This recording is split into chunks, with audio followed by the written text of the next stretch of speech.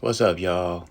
So, hey, I finally watched this movie. I always said I don't want to see it because, it was at the end of the whole DCEU phase, and it was just like, it was like the last movie. I think Black Adam came after this, but so I said, I call myself trying to immerse myself into the DC stories and DC lore. Um, I'm kind of glad I watched it though. You know, I have to say, it was a lot. It was a lot, but it took me back to the DCEU times because I was so surprised to see. I didn't know um, they had Wonder Woman, Batman from that era in there at the beginning. You had Batman. I think that was the Ben Affleck version. Uh, you know, Fighting a battle during the daytime. Batman's a nighttime guy, but he was doing his thing in Gotham during the day. Alfred calling, all right, calling Barry Allen. Yo, this show, I was like, yo, we about to go into Justice League up in this piece. And then they had all these other little Easter eggs that I was just like totally sold on. So we go on, Ezra Miller did a great job playing himself in a different universe. Um, a different timeline, not a universe, but I guess you could say timeline. Himself as an older Barry and himself as a younger Barry, and getting the powers first on.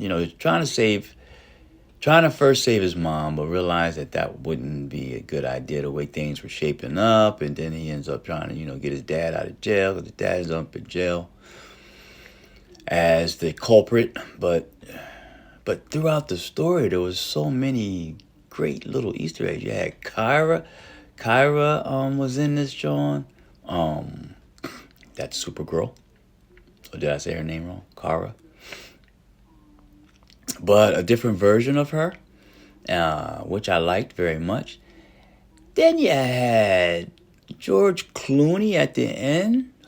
That was, yo, that was like, what? Had George Clooney at the end, his version of Bruce Wayne, and and then you had the 1989 version of Batman. Like what? When I see this guy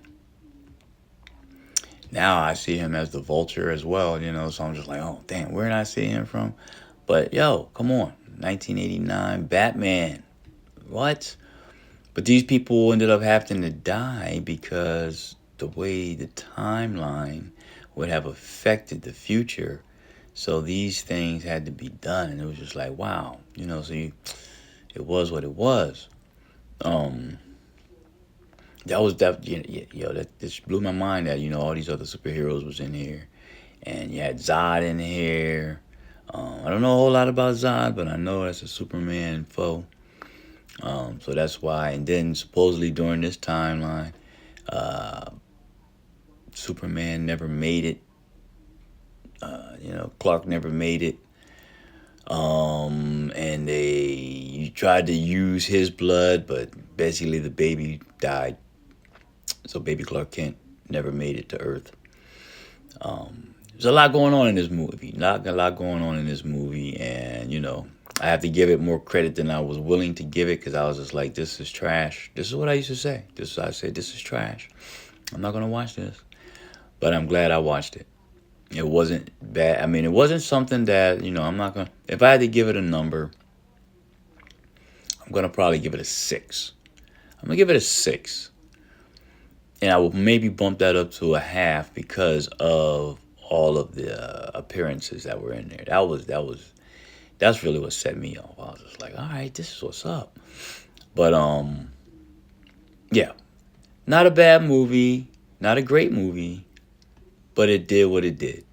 So that's my thoughts on this movie. So hey, till next time, y'all. Hey, don't forget to hit that subscribe and put your thoughts in the comments if you have thoughts about this movie. Peace out.